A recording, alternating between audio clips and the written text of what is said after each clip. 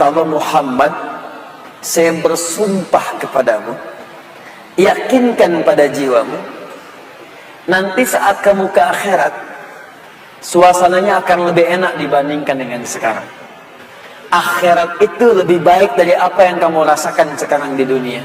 Maksudnya begini, kalau kamu sedang capek, kamu sedang ada musibah, kamu sedang lelah, sabar. Nanti kalau sudah pulang, semuanya akan hilang. Memang dunia itu tempat capek, karena memang tempat beramal. Sholat di dunia, kerja di dunia, puasa di dunia, baca Quran di dunia. Kenapa kita kerjakan?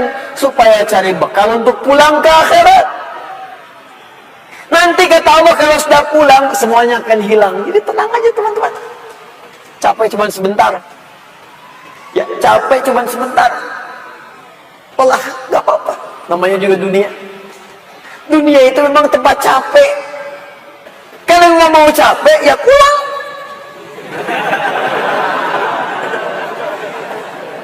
Dunia itu tempat capek. Dan kita memilih untuk hidup, maka jalani itu, nikmati saja, kerjakan aja.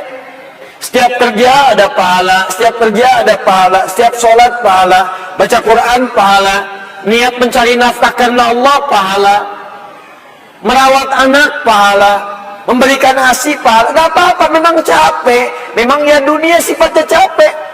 Bahkan antobak, setiap tahapan tuh capek lagi, biasa, supaya dapat bekal.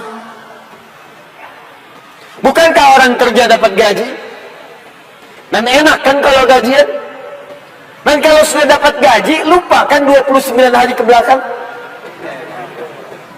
Anda itu bekerja, kerja, berangkat gelap, pulang gelap. Tapi kalau sudah dapat gaji, semua itu kan hilang lupanya. Pergi ke Lembang, ya, jalan sama keluarga. Ada yang ke Palembang, beliin pempek. Ada yang ke Lembang, beliin mak Lembang. Semuanya kayaknya hilang aja. Besoknya kerja lagi. Kata Allah, saya janjikan yang lebih dahsyat. Kamu sabar saat di dunia, karena dunia memang tempatnya capek. Kamu cari bekal aja. Nanti saat pulang ke akhirat, saya berikan yang lebih indah dan nggak akan pernah ada capek lagi. Sholat udah nggak ada lagi. Jangan pernah bercita-cita nanti ahli surga Firdaus saya tahajud lagi. Terlampau soleh. Udah nggak ada. Baca Quran nggak ada lagi. Yang ada itu masuk surga dengan Qurannya. At-Tirmidzi nomor hadis 2915.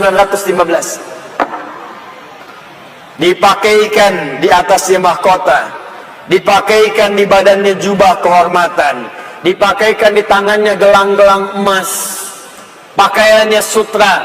Quran surah ke-35 ayat ke-33. Jannatu adnin yadkhulunaha yuhallawna fiha min asawir, ya, min dhahabin wa lu'lu'a wa libasuhum fiha harir. Ahli Quran mau masuk ke surga pakai jubah, pakai mahkota, emas, sutra, semua naik. Apa yang terjadi? Dimintakan membaca Quran yang dia biasa bacakan saat di dunia. Jadi setiap dia baca, naik. Iqra wartaqi fa inna akhira qiraatika akhiru manzilatika. Baca Quran yang biasa engkau bacakan saat di dunia, nanti akhir bacaanmu, di situ tempat tinggalmu di surga. Dan berita baiknya, dia bisa menggandeng bapaknya, ibunya, suaminya, istrinya, anak-anak, cucu ikut di belakang semua. Kalau mereka orang yang beriman dan soleh di hadapan Allah Subhanahu wa ta'ala, dipimpin oleh ahli Quran, naik ke surga. Dia bacakan sampai minal jinnati wan nas, puncak surga yang paling tinggi. Begitu nyampe di situ, dikunjungi oleh semua malaikat dari 8 pintu surga. Itu ada di Quran surah 13 ayat ke-24. Wal malaikatu yadkhuluna 'alaihim min kulli bab. Dan malaikat semua mengunjungi dia dari semua pintu, mengucapkan salam. Lihat kalimat pertamanya, salamun alaikum bima sabartum. Selamat ya saat di dunia kamu sabar cari bekal, sabar capek, sabar mengeja huruf dan ikra, sabar menghafal sampai ada yang mencela, sabar orang lain ngejar dunia, Anda ngejar akhirat, sabar. Orang lain cari ini, luaskan rumah, tambah mobil, tambah kendaraan, meninggal, gak dibawa, Anda sabar. Masya Allah, orang akhirat. Saya ngelihat ada ahli Quran tuh, seringkali saya berhadapan dengan ahli Quran tuh dari daerah-daerah, seringkali menangis. Ada yang datang pengen setoran. Anda bisa kebayang nggak, suaminya pekerja mungkin kasar, orang sebutnya kuli, istrinya ngambilin kayu bakar, kadang ke sawah, anaknya bahkan ada yang masih kemudian kecil-kecil. Tapi kalau Anda berkunjung ke rumahnya, semua makanan dihidangkan yang mampu dia suguhkan. Lalu keluar kalimat, alhamdulillah, abi kalau bekerja dapat uang banyak sekali, 500.000 sebulan, 500.000, banyak sekali, syukur.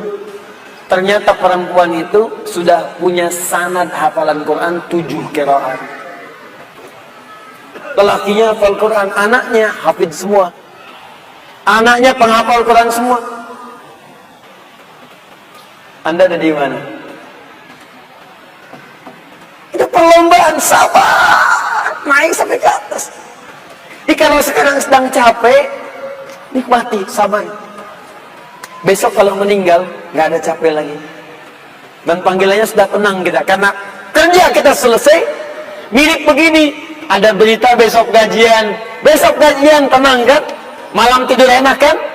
Orang yang punya bekal itu, dia sabar itu, nanti di akhir sakaratul mautnya, dia tampakkan semua hasil pekerjaannya, sampai hatinya merasa tenang. Jadi nggak terasa, tidur aja. Ya Tuhan nafsul mutmainnah, ditarik, tenang, tidur aja, selesai. Tinggal dia jumpai Allah di akhirat, nanti mendapatkan hasil dari apa yang dia kerjakan.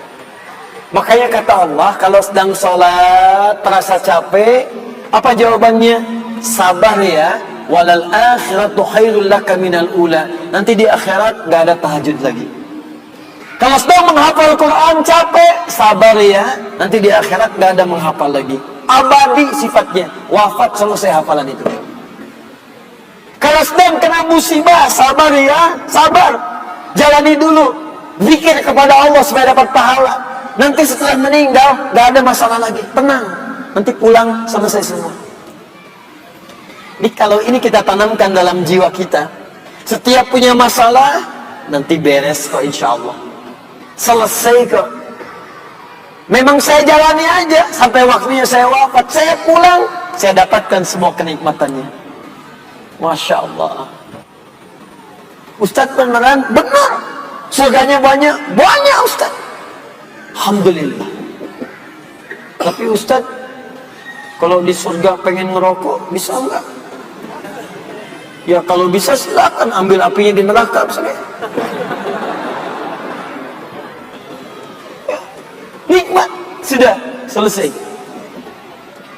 Kemudian apa yang terjadi? Wala saufa yu'tika rabbuka fatarda. Ini yang paling dahsyat. Nanti di akhirat kata Allah, kalau kamu sabar saat di dunia sekarang, Bu, Pak, sabar tahajud, sabar merawat anak, sabar sekolahkan mereka ke pesantren, sabar talaki Al-Quran, sabar berjamaah ke masjid, Anda kerja di pemerintahan, kerja jadi pegawai, ada yang berdagang, ada yang bisnis, sabar. Waktunya sholat, sholat. Waktunya zakat, zakat, sabar. Nanti kata Allah, saat pulang ke akhirat, wala saufa yu'tika rabbuka fatarda. Saya akan berikan semua yang kamu inginkan sampai puas. Kaidah nikmat itu, kaidah nikmat, semua bicara termasuk dalam Al-Quran selama hidup di dunia.